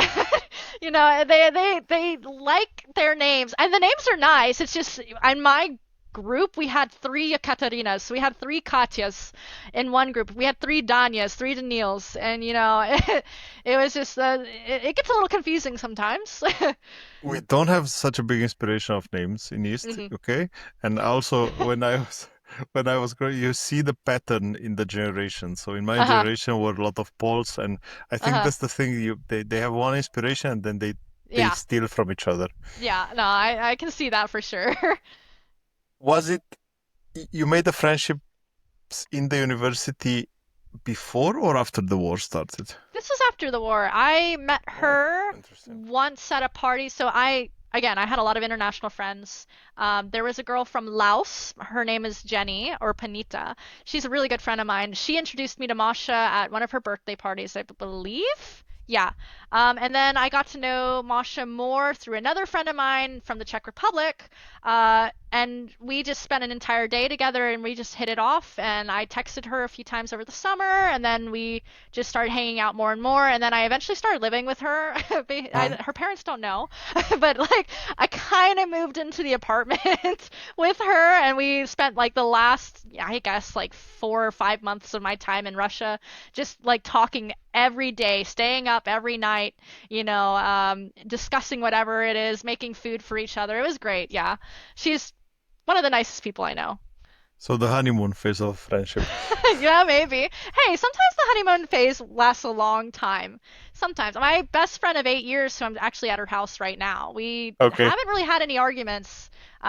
Conflict is pretty low. Once I gel with someone, I'm pretty easygoing, I'd say. I get stressed a lot, but I can be easygoing too. Um, Rachel, one of the things that I've seen and was kind of shocking for me was that you were in a reality TV show in Yes. Russia. How? How? Again, connections? Connections, yes, yeah. Actually, my friend Hunter, who is an American still living in Moscow right now, he found a casting call for American athletes to try out for this new reality TV show that would be hosted on Russia's number one entertainment network. He asked me, knowing that I was really into going to the gym and sports, he asked me if I wanted to join him for the casting. I was like, sure, why not? So I sent in my video, I sent in my information. They asked me to come in for the in person interview and fitness test. And it went really, really well. They really liked me. Um, and they gave me the offer to come in as Hunter's partner for what is the show Igry bez granic, or Games Without Borders in Hmm. English. And so I was just really fortunate to know Hunter because otherwise I would not have seen the casting call for it. Okay. That it's interesting. It happened as far as I found out after the war started, right? Yes, it was last September is when it aired. Did you get any kind of I don't want to call it hate because I Mhm. don't like the term, but did you Mhm. get any kind of a back downfall from people No, I that you understand. knew? I've been lucky. A lot of the people in my circle understand my motivations as to why I went to Russia. They Hmm. understand why I stayed there, studied there, went back. Uh-huh. And they understand that it's a big part of my life. And so luckily, the people that I know, they haven't really shown me any negativity. I know some friends who aren't as fortunate and who have lost friends because of the whole conflict. But I've been really fortunate in that my friends have been understanding. They'll listen to me ramble on about my times in Russia all the time. They'll listen to my opinion about, the conflict and, how things are evolving or how things kind of got to where they did. And they don't shun me for anything that might be like, I don't know why she's saying this about, her friend in Crimea, like earlier, for example. They look at it with an open mind. And they're willing to listen just as I'm willing to listen to them because I know that my perspective is it's just my own perspective. There's much more to the world than what I see and hear and feel. I think it's important. That's an important lesson Hmm. to be able to talk to each other, like to have Yeah. disagreements, but to be able to talk to each other. We don't have to agree on everything. Yeah, We have I to be agree. able to Yeah. talk to each other. Hmm. And as a What, lawyer, I have to be able to do that. um, Rachel, when was the peak of the popularity? Let's say like this after the Russian reality TV or after the Arte TV documentary? Gosh, it's you know, I would say I never got to be super duper popular. My friend Hunter's getting there right now. Like I mentioned, he's still doing a lot of stuff there. Me personally, my popularity would just come from the fact that I was bubbly American, energetic girl, and that everywhere I went, you would hear me because I'm a very loud person, and I like to talk, and I like to talk with energy, with authority, even sometimes. And so everywhere I would go, people would like notice me, and so that's how my popularity would start. I will say, actually, I remember my first week at my university and I was getting my textbooks for a class, and another friend of mine was like, "Hey, Rachel, one of my friends was talking about how there's an American. They were talking about you. They know your name." And I was like, "How do they know my name? I've never met them." But apparently, someone saw the list of students entering the university, and they saw a very English name, and they looked me up, and they found out I was an American, and I was studying at MGIMO. And so my reputation preceded me, and it continued to precede me everywhere I would go, because I don't think I want to say everyone at MGIMO knew who I was, but enough people did, and it was very nice to be able to talk to people, and they were like, "Oh, I heard about you," or I have some friends over there right now, who just entered the university, and they're like, "Oh, do you know Rachel? She was also an American girl who studied here." And of course, I never met this one girl personally, but I get mentioned enough times to where they've heard about me, and that's kind of nice to know that I left such a good impression there while I was there. And that was like a big goal I had, because yes, first and foremost, I wanted to learn Russian and I wanted to learn about Russia, but I wanted to make sure that everyone I met learned about America too. And I know that their media is not going to show everything, and that's just true everywhere. There's always going to be something hidden. There's always going to be something that's pushed to the side for a different story that's a bit more entertaining or a bit more applicable. But for me, I knew that I came from a part of America a lot of people don't know about, where it's rural America, and I went to go there and be the best citizen diplomat that I could be and teach Russians about, my language, my culture, my people, and that's specifically, countryside people, people who don't, grow up and live in the big cities. They live the quiet life, away from all the hustle and bustle, away from the rat race. And I think I succeeded in that because, I got to meet a lot of different people from all over the world. So, I mentioned people from Laos and Sweden, but I actually had a friend from North Korea, of all places, Iran, where else? Serbia, Czechoslovakia. Oh my God, Czechoslovakia doesn't exist. Czech Republic, my bad. Czech Republic, Slovakia, and Slovenia. Yeah, okay, Sorry, I okay. had friends from all three, and so here I am putting them all together. Bosnia, Croatia, France, even Germany, literally all over the world. China, India, Myanmar, of all places, countries that you don't usually get to interact with people, especially not from North Korea, but you don't usually get to interact with these people, in, the middle of nowhere, Florida. And they certainly don't get to interact with people like me from middle of nowhere, Florida. So it was nice to be able to talk to them and, tell them about my experience growing up in the US and how it differs from what they believe America is like, from their, how it differs from their preconceptions, because there were a lot of things that they didn't quite understand. And it was nice to be able to kind of open the door a bit, and feed into their curiosity, but also have them come out more knowledgeable.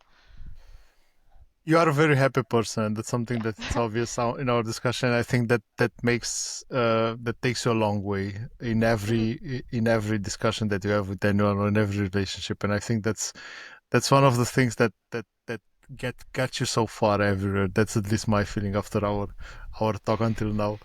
Um, I think there are two things which are important to say here. I think we are fed, or the rest of the world is fed with the cliches from movies about US. Hmm. And I have to be honest, when I was there for the first time, I was there a few times because of work, and I was there a few times private.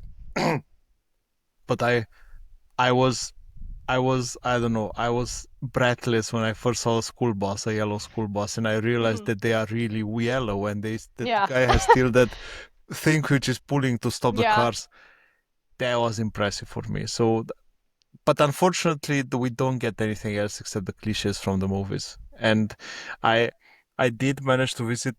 I stayed for, I think, 2.5 weeks in a rural area in North Carolina, Hmm. and I find that place amazing. And Yeah. first and foremost, the people there, the people in the complete South are, oh my God, heartwarming. And this is Yes. something that I think you make a good example of a southern Thank girl. you. Thank you. Because that's exactly, I love this positivity. I love that this happiness. I think that this is how we should all treat each other. And Yeah. again, I say it again, we don't have to agree on everything. We Hmm. never have to agree Hmm. on everything. We should have different opinion. We should be allowed to say our opinion, Yeah. which is not Hmm. always the case. And we should not take this for granted. We should appreciate Hmm. the fact that we are able to tell our opinion. But it's the and I think this is something that I will say for the rest of my life, that I was I was shocked by the kindness of the people in the south of US. Because you hear the ignorance is a bliss. Like you you hear a Uh-huh. lot of cliches, you don't know a lot of things, but Hmm. when you manage to meet them, and you to see them and to Hmm. talk to them, it's amazing. And then you realize you don't speak English, as a matter of fact. You I totally feel that, but with German and Russian. Exactly. Yeah. Uh-huh. Um, Rachel, how did this experience change you? I I know this is gonna sound really weird. I have become more patriotic. Seeing what I know it's a very strange thing to have, be my change, like the most major change. But I got to see how things operated in Russia and in Europe, when I visited some other European countries. And I got to compare it back home to the US. And for one, I felt an extreme love for my country. Not that I was languishing at all, not that I was not like falling out of love with the United States, but you live there and you're not satisfied with your life, and you're like, well, maybe it's better somewhere else. And I did have a really good life in Moscow and in Russia, but I also came to appreciate, the things that I did have in the US, which was like, freedoms to do things that, I don't see really in Russia. I don't think I need to elaborate further. And, I realized how I took that for granted. I also realized that, I can do more for my country with the knowledge that I have gained from living abroad. And that's kind of a goal that I have in life. Is I don't know where I'm going to be in 10, 20 years, but I'm hoping that wherever it is, I get to use my experiences abroad to help make improvements to my country, or maybe not even just the country as a whole. Even if it's just my own community, I'll be happy. um, and I just feel, you know some disappointment with the way things are right now, because I see the wealth that my country has. I see the people that we have. There are incredible people that live here, talented people, people that are very knowledgeable, people that are very wise, people that are very intelligent. But I see the problems that we have here, and I'm just like, why aren't we putting more resources into solving these issues? And I feel like with my experience abroad, I might be able to take some things I learned, in Russia and in Europe, and bring it here, and work towards a solution rather than continuing with the problem. Are you more appreciative about the things that you took for granted before? Absolutely, yeah. I definitely, when all I was in Russia, I didn't necessarily I missed my family, but it wasn't something that was on my mind all the time. And then I come back here and I realized I missed my family a lot. Mm. So, I took for granted because, I lived with them all of my life up until I went to Russia. I took for granted that being able to see my sister and brother, every day, talk to my mom and dad every evening, play with my dogs, out in the yard. I took that for granted. Same with like seeing my friends, my friends here in the United States, I miss them terribly. My best friend, uh, she she's been such, a rock for me and keeping me, focused and motivated and so on while living over here in the US. And, not having her, be so readily available while I was living 8 hours ahead of her, um, really, really sucked. So being able to come back and, talk to her every day at a normal hour has been, great overall. I'm sorry, I'm cross asking the questions because I build them in my head, and It's as you fine. continue talking, I build different ones in my That's head. okay. Um, but I would like to ask you, what do you think it's something that that it could be easily fixed in the US at the moment? Gosh. I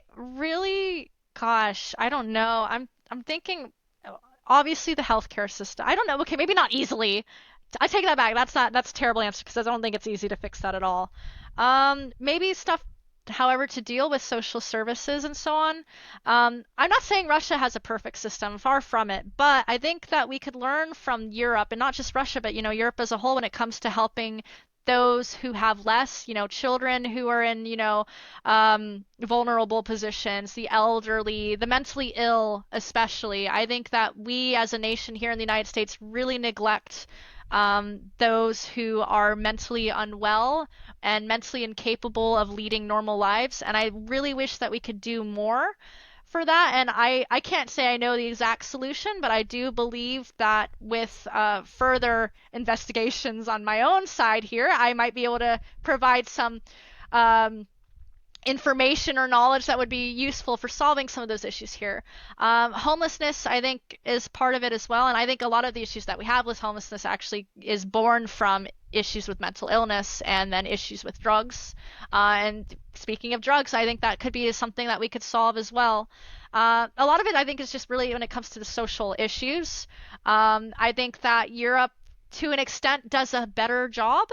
And I think it's pretty clear when, you walk around in any major city in the US and the homeless are just kind of laying there, on the side of the road and you hear about, the atrocities that somebody commits because, they're mentally unwell and no one has been able to go and help them, put them in a place that they're going to be safe and that others are going to be safe from them. I 100% agree with you. I think the social system, as a friend of mine said, Thomas said that as long as you have money in the US, you are the king. In the Yes. first day when you Mhm. don't have the money, you are Mm. ducked because you Yeah. have no exit. Mhm. And I think the social system, of course, speaking again from an ignorant alien compared to US, because I'm far away and I Mhm. only give you the information that I get from medias. But I think the social system is a big problem in the Mhm. US, and I fully agree with you. I think Europe did a better job there, and I Mhm. think the way in which Europe is treating, and especially Germany, because I would say Germany is more of a social Yeah. Oh, country than absolutely. Mhm. any of the countries in Europe. Mhm. And being homeless here, no, being now the true being homeless here is it's only a proof of ignorance from your side Mhm. because they give you all the weapons that you Mhm. need to get a house to they pay for the house, they pay for your rent, they pay for your Mhm. cost, they give you money to spend. So it's just because you are too lazy to go to job center. By the way, it's called job center Yeah. in Yeah. the Yeah. good old New German, how they call it.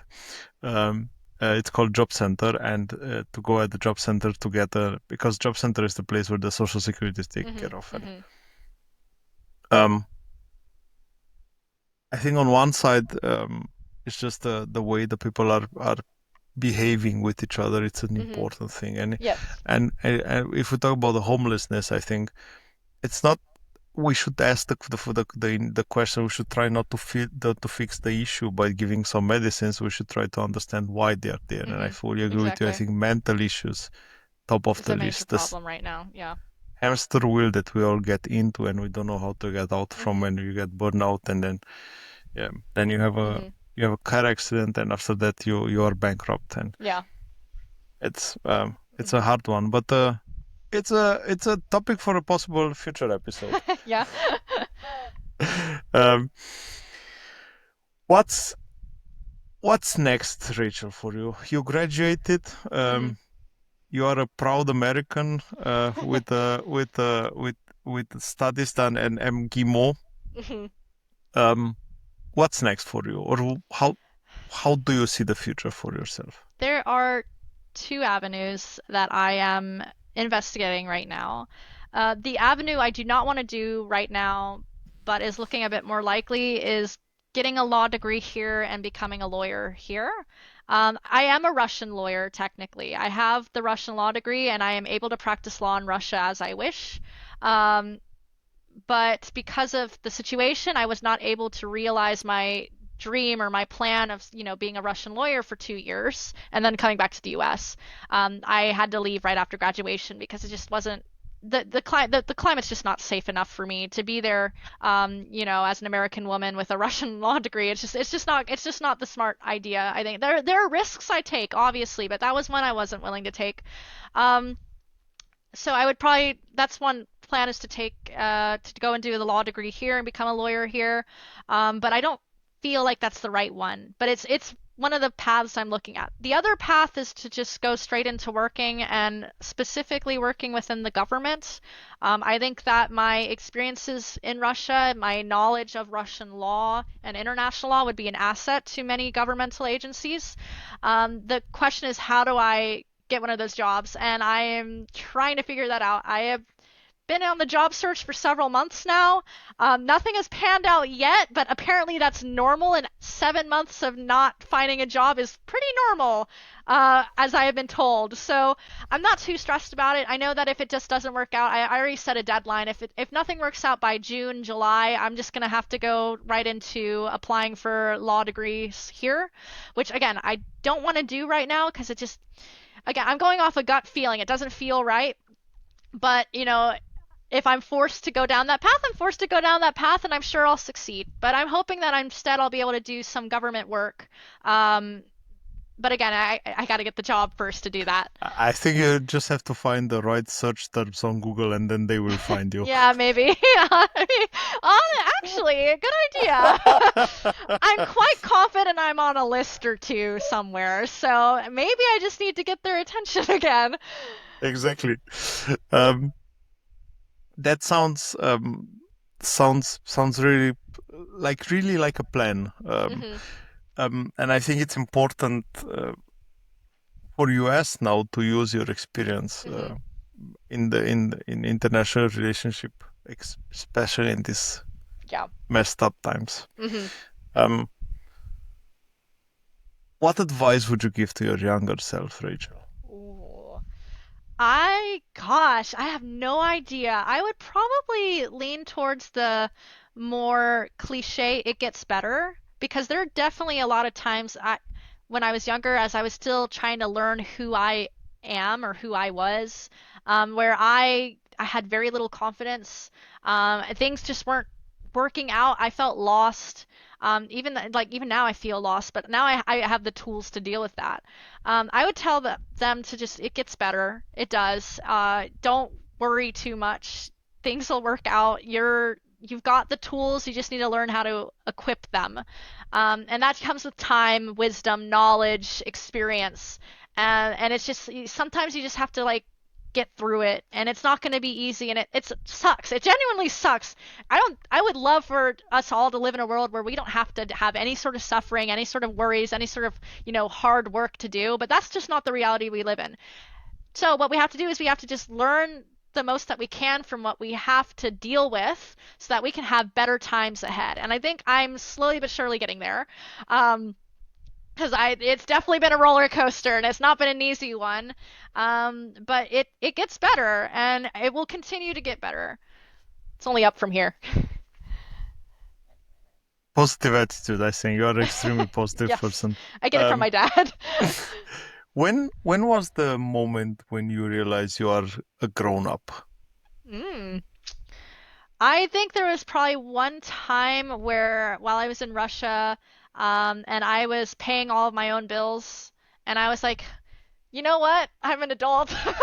Even though I've been an adult legally for years now, I'm like, I'm actually like living and like an adult. I'm paying for everything on my own. I have a set plan every day. I have a set schedule.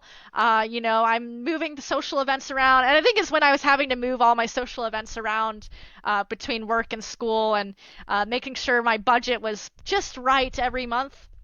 That's when it really just hit me. I'm like, yeah, I'm a grown up now. It sucks. You'll love it.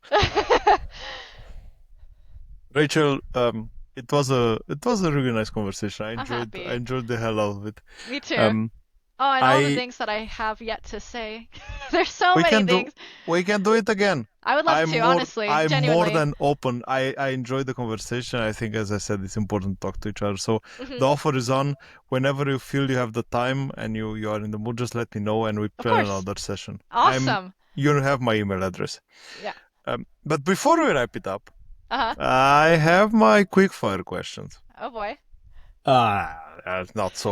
Lower the expectations. I'm not on the Russian TV. There we go. Favorite Russian word? Ooh, Meloman. Mil- It means the Meloman. same like in Romanian. It means a person who enjoys listening to classic music. So in Russian it's like all kinds of music. Oh, But yeah, it's okay. the same. Yeah, that's cool. I didn't realize you had a similar word. It's That's really crazy. neat. Yeah.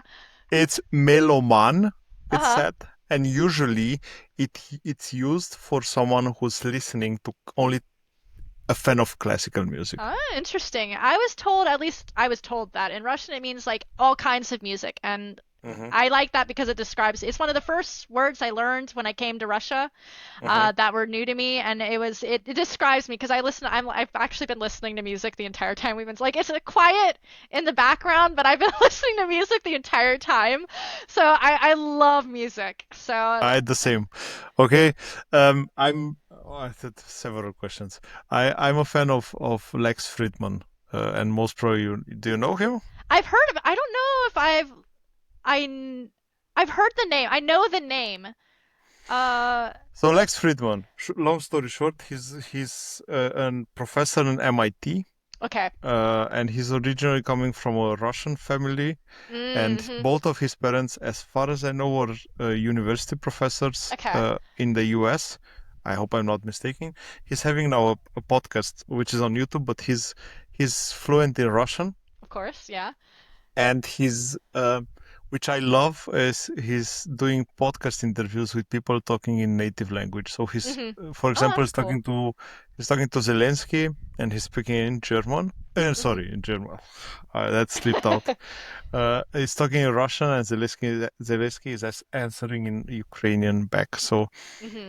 it's an interesting conversation. I love listening to Russian, and why I brought up Flex, because Lex is mentioning a lot of times that the Russian language has a sensitive side that nobody's able to understand until you speak it. Mm-hmm.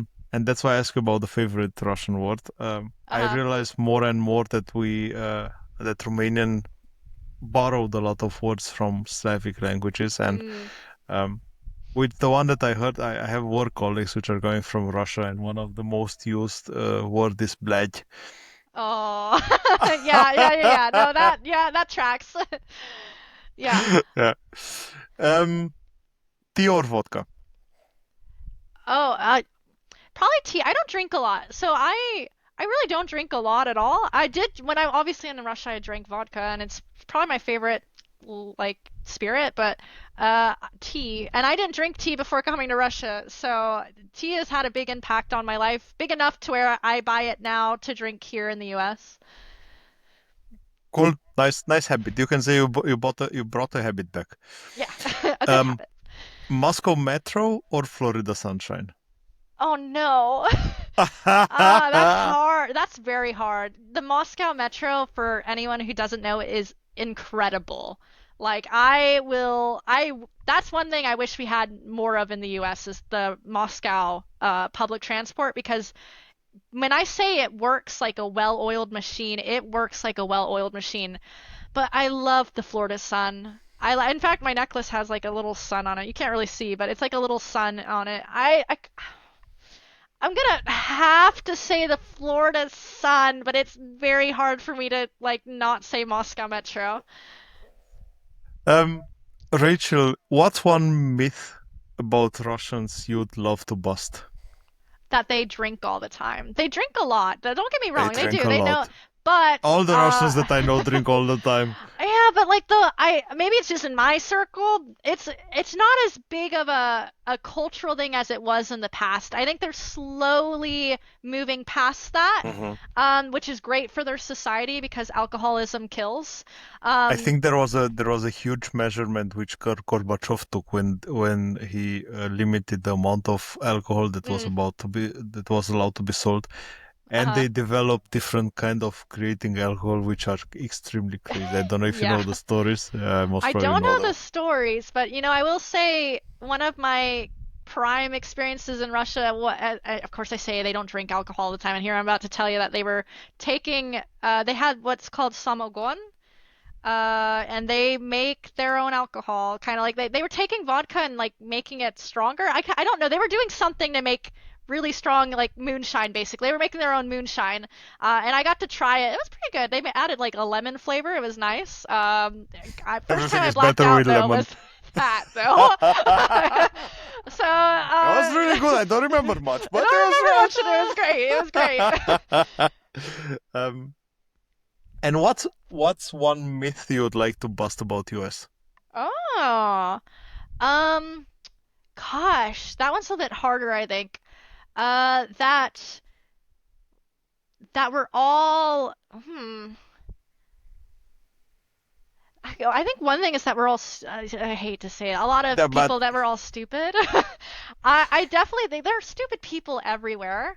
But like I've met a lot of open-minded Americans, intelligent Americans, educated Americans that would certainly be able to hold a conversation with any European or any Asian or any African or whoever with whomever.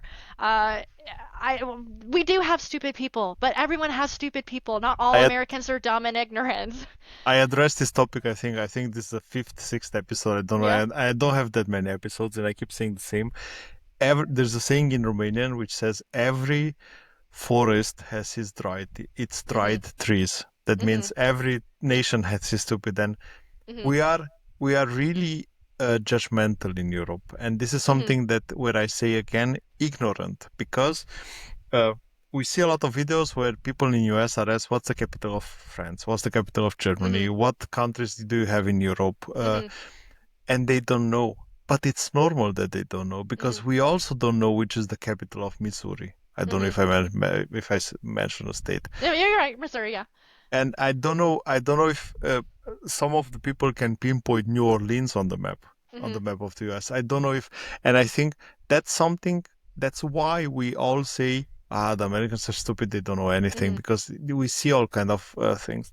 Mhm. And the second thing, people that are stupid are usually vocal. Yeah, that's a good point. That's a very good point. You're right. If someone you don't want to brag about something that you Mhm. don't know for sure, but Exactly. if you don't care if you know for sure it or not, you just heard something, You're just gonna you say it are anyway. vocal Yeah. about it. There's no, nothing stopping you from just espousing whatever it is. The frontal cortex is for nothing. Yeah. um in one sentence, Rachel, Mhm. if you can, why Russia? Okay, question. Is this like for anyone else who's interested in Russia or for me as like why? What? Choose. Okay. Why Russia? Gosh, now see now I have to really ponder because I've got to figure out which way to go. Why Russia? Um, to understand a part of the world that you might not understand. I guess that kind of goes for anywhere, but there's a lot more to Russia than what we see on the news. This is now obviously not my sentence, but because I think there's so much focus on the war and, the government that you forget the people and you forget the culture, like the cultural advancements that Russia has given us, with respect to, art and music and dance. It's overwhelming, and literature even. I think some people forget that. And, I think you go there and you can remind yourself, or if you didn't even know about it, you can learn about, these major influential pieces of art, works of art, and not just like art as in paintings, but, cultural. Mm-hmm. Hmm. I like the way I like the direction that you went towards.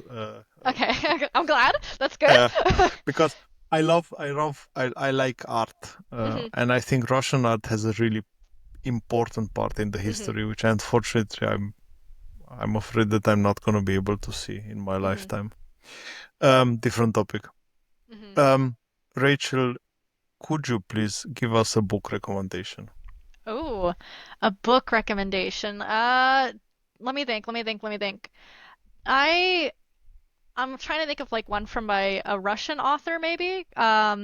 So everyone, I think not everyone, but a lot of people who do enjoy literature, they know Dostoevsky, and he has his major one. I think Crime and Punishment is what a lot of people know.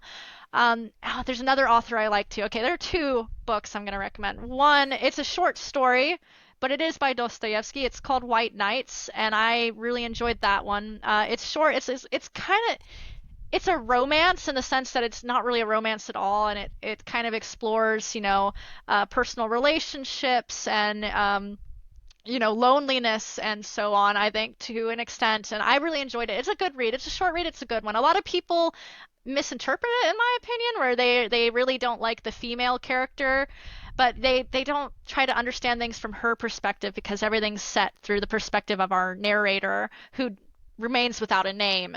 Um, White Nights, and then another one I really liked by a Russian author, Solzhenitsyn. His most famous work is the Gulag Archipelago, but the one I like is In the First Circle, and it explores, the experiences of a man who is stuck in a gulag during Stalin times. And it's a bit of an adventure of a read. I think you have like many different characters, many moving parts, and I want to even say that's the book that has a scene where Stalin is described, and he's not described in the typical manner. He's given almost this level of like humanity. Maybe he comes off as more human than what many would probably think of Stalin today. Um, Not that we deify him or anything, but I think that he adds a shred of humanity to Stalin within the character of this book. But that might be another book of his, but I'm pretty sure it's In the First Circle that it's in. I'm pretty sure. It's been a while since I read that one. I read that one 10 years ago, I think. 8 to 10 years ago, so I don't remember all the details, but it left a really good, like, big impression on me, and I even got to see his grave, I'm pretty sure, which was very interesting to get to that point, but yeah. Thank you for that. An interesting world of the Russian authors. I think there are a lot of classics. It's not Oh yeah, Dostoevsky, it's also Tolstoy, who's Tolstoy. also one of the big classic of the Hmm. Russian literature. Um, Now I need a movie recommendation. Oh no, that's where I fail. I don't watch enough movies to recommend movies. I'm trying to think. My friends and I, we try to like watch movies together on Discord. We have a wheel where we spin the wheel, and then like whatever it lands on is what we're gonna watch. And I'm trying to think of like something we watched recently, but I You gen don't have to. okay, because I genuinely cannot You don't answer. have to. I No. watch movies so rarely. I don't know. I don't I know. appreciate that. Uh, then, because you said about music, now you have to give me at least a band or at least a song or both That's of them. easy. So a band, The Police, which is like an 80s band, obviously, I believe they're from the UK. What? What? I said I'm a mellow man. I like all sorts of music, and that's the music I grew up listening to because of my dad. I was waiting for Taylor Swift. Oh God. My best friend Masha in Russia, she loves Taylor Swift. You can talk to her about Taylor How Swift crazy if is you'd that? like. How I know, I crazy know. is Taylor that? Swift is all over. Um, My friend, she was one of two Russians I knew that went to Europe just to watch Taylor Swift. And they had to go through the visa stuff and everything with the war and all. It was not easy for them, but they did it because they were dedicated. Um, so the Police, and then my favorite song by them has always been "Every Little Thing Every She Does step. Is Magic" because of like the piano that they have in the background and everything. So Okay, so if we not the want, not the most famous one. oh, I guess what is the most? It's the one that's Every step it's if you you take. take. I'll be watching. Yeah. I don't remember what I'll it's be called. watching. I think Is it's that I'll one? be. I I don't remember. we both know the song, but I don't know the Yeah, yeah. I title don't as well. remember I want to say it's every step you take, every move you make. I'll be I think watching. it was Okay. covered at least 2 times, if I Yes, it remember it has. Yeah, I correctly. know it's been covered, but nothing beats Sting's voice. Sorry, I don't like any of the covers. I really like the Police, and I really like Sting's voice, and so any There is cover. I do, if you like Sting's voice, I don't know if you know, there is a video of him um, being at a wedding in Italy Hmm. and just spontaneously singing Oh, Englishman in New York. oh, that's a good one. Yeah. I I'm watching that. I think I watched it, I don't know, 500 times. Uh-huh. That voice is amazing. Yeah, he's got a voice for sure. I did expect something from Russia. I did expect tattoo. I could Uh, give you something from Russia, actually. If we're going the Russian route, there's a band that's very famous called Kino, and their lead singer Viktor Tsoy. mhm. He's very well known, and so that's a group. I didn't used to like them. When I first learned Russian, I did not like his voice, and I did not like their music. And then a few years ago, I listened to them again on a TV show in Russian that I was watching, and I was like, actually, this is pretty good. And lo and behold, it was Victor Tsoi and it was Kino, and they have a song. Their most famous might be Grupa Krovi, which is like blood type, I think. But the one I like is called Lieta, which is summer, Mhm. literally. And I just like the guitar riff they have, and the lyrics are a little kind of sad, but it's a very energetic song. We have heard, at least we have, we are sharing. We are sharing. It sounds stupid, but Hmm. um, we have Moldavia close to Romania, which is Hmm. somehow shared because people in there are speaking Russian, are speaking Hmm. Yeah. Romanian, and it's a complicated area in Yes. Europe. Hmm. And there are two, I think three in the meantime, famous bands, Hmm. Moldavian bands, which are popular in Romania, and Hmm. they every time say they are popular in Russia as well. And now I want to ask you if you ever heard about them. Oh, I'm curious. I mean, you can go ahead and ask. I can't guarantee I'll know them, but No, it's maybe. okay. So one of it is Carla's Dreams, Uh-huh. Don't know it, unfortunately. uh, and the second one, but I don't know what's the word for end in End? Russian. Konец? Like Zdop, end, E-N-D.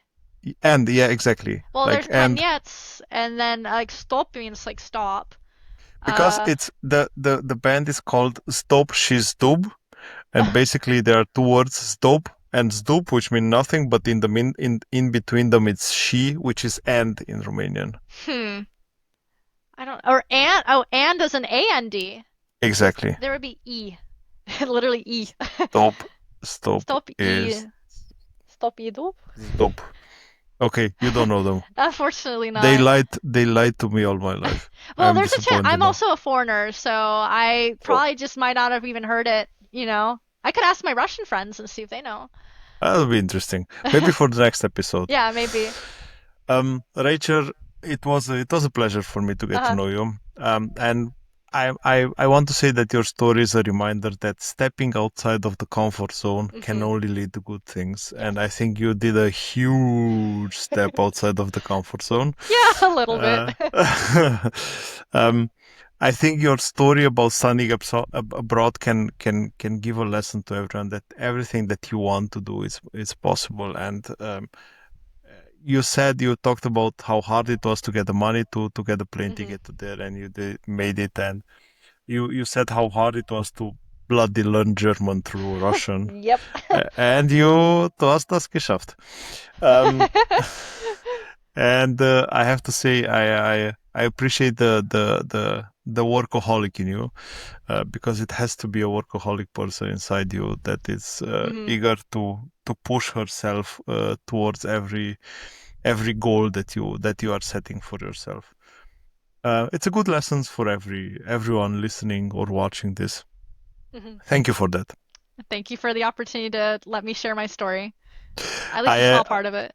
Exactly. I'm looking for your email to the second part. I think you can expect it very soon. I had a great time. I had a great time as well. Rachel, thanks a lot. See you soon then. All right, thank Bye. you. Bye.